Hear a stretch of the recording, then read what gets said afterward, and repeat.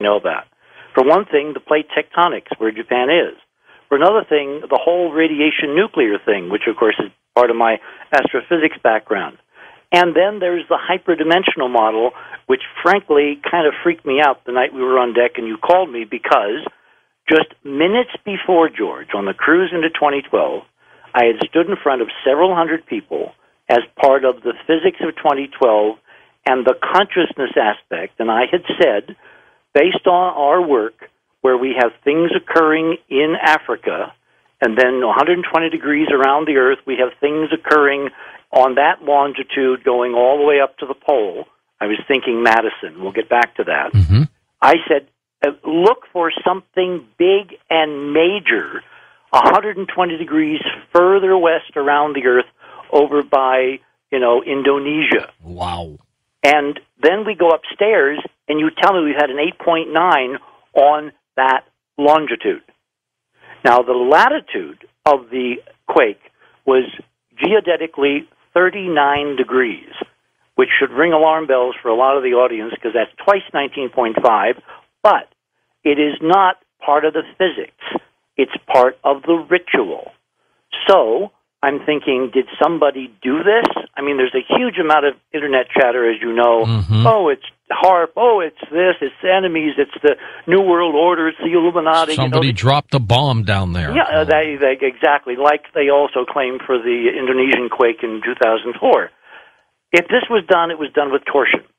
I have been waiting very meticulously to find the evidence to support this awful idea that somebody actually did this.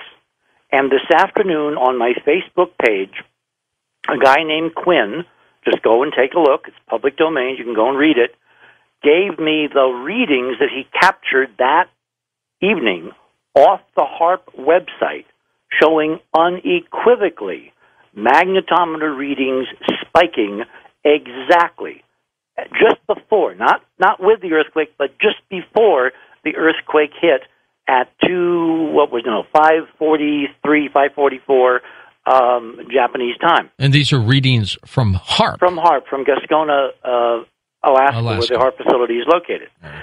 They then took down the readings and had completely changed what was posted, trying to cover it up.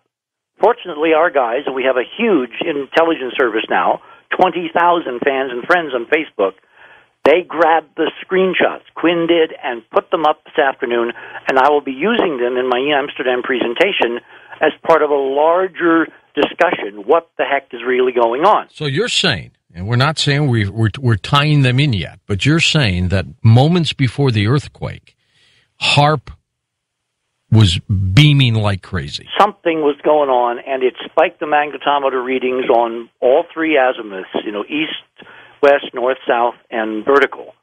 And then it went on for hours during the the rest of the afternoon and evening as we get other things happening. Now, this brings us to the radiation, because I've been watching bizarre stuff occurring around this Fukushima plant that any normal nuclear physicist, and there have been a score of them all over television, every one of them is saying, I don't understand what's going on. It makes no sense. These readings don't make any sense. We're not getting the full story, or we're getting conflicting stories. Right. And I'm convinced we're getting some of the radiation. Well, we're getting 1/100,000th of the normal background radiation that you normally get. So radiation here is not an issue yet. If we had a complete meltdown, it would probably be equivalent here to a couple of chest X-rays. That's how you basically disperse this radiation from thousands of miles away. Remember that old saw, the best solution to pollution is dilution. Yeah, but don't forget though, the person who gives you the X-rays always wearing that lead flak jacket, or they duck out of the room. Yeah, but that's because they do it day after day after day after day. It's the cumulative. Remember, it's all about accumulation. Of course, for Japan, the worst case scenario would be a nightmare. It might even make a large part of the island of Japan uninhabitable, which is terrible, and I don't think we're going to go there, and I'll tell you why. Yesterday, the Japanese government issued a warning about infants drinking tap water. In Tokyo? In Tokyo, which is 130 miles southwest of Fukushima. And then today, they lifted that warning and said it's perfectly fine. How could it be bad one day? It can't. The half-life of iodine-131 is, I think, 31 days, something like that. There's no way in one day it could be not good for infants and the next day fine. They realize people are panicking. Well, yeah, but you can't tell them it's good for you because it will come out that it's not, and then the government gets screwed, and everybody gets fired, and the whole new government gets elected. They've done that a lot of times in Japan, unlike us, where we keep the same guys and keep the same guys and keep the same guys. Yeah. Let me get to different parties, same guys. Yeah. Now, here's the important thing. For those people who are seriously concerned about radiation dangers, Robin has on her website, healthfreedomrights.com, the most complete dossier on what you should be doing, what you should not be doing. If you have health problems, do not start gulping potassium iodide pills. That will kill you, or at least send you to the emergency room.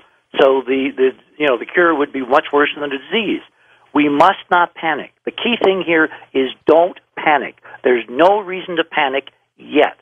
And if I'm right, there will not be a reason to panic, and here's why. I love the way you said yet. Well, because you have to always leave the door open that things will happen that you don't anticipate. Like, presidents never deal with their agenda. They deal with things that happen in the world after their agenda is put on the table. So, here's the interesting thing. The only way these bizarre fluctuating readings make sense to me, again, 5,000 miles away and not able to get near this place, is if someone is doing something technologically in secret combating the radiation. In other words, using torsion field physics to do what exactly should have been done decades ago all over the planet in terms of nuclear energy, et cetera, et cetera, et cetera.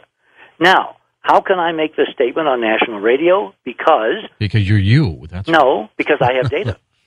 Because back in 1995, on ABC's Good Morning America, my friend Mike Gillian, who was the science editor for ABC, who had actually talked to me a couple of times on air about our Mars investigation, which is how I knew where his thinking was, he had some people on from Florida, from a laboratory, who had created a device called the Patterson Power Cell, which was a cold fusion technology. He was doing a segment in the idea, could cold fusion supplement nuclear energy needs? And as part of the live demonstration, Georgia, this is going to actually, that's why I told you to fasten your seatbelt. On live network television in 1995 in July, I think on July 11th, we watched for 1.7 hours the nuclear radiation, the deadly radiation from U-235 as it fissions, which normally has a half-life of 4.5 billion years, which is a bit longer than the show. It was reduced by half in 1.7 hours, live on television. And the video is all over the internet on YouTube. Now, that's impossible by any known physics that we know, but not for torsion field physics or hyperdimensional torsion field physics. This is a stunning example of the suppressed technology that someone, I think, based on these wildly contradictory radiation readings that come and go and come and go and come and go out of Japan, that someone is desperately trying to secretly, on our side, use this technology to remediate the radiation, and they're trying to keep up with what's happening in those reactors, which are partially melting down. The fuel ponds are being uncovered, from water, so the spent fuel rods are getting hotter and catching fire. That's why we have all these fires. Now, there's no reason why you should have fires in a plant where there's no electricity, right? Unless some energy source is supplying enough energy to cause flammable things to connect with oxygen and burst into flame. So I'm watching this and I'm saying, okay, this is the terrestrial example of the war, the hidden space war I've been discussing now on this show for months, which I'm going to be presenting good data in Amsterdam to document and confirm various aspects of the model. And I'm thinking that since they're on the job, since the radiation readings have not gone where they normally would have gone, in other words, gone Chernobyl, that we're watching an active war to keep the radiation in check. And that's why Tokyo today could say, oh, the water's fine. You cannot get rid of iodine in a natural water supply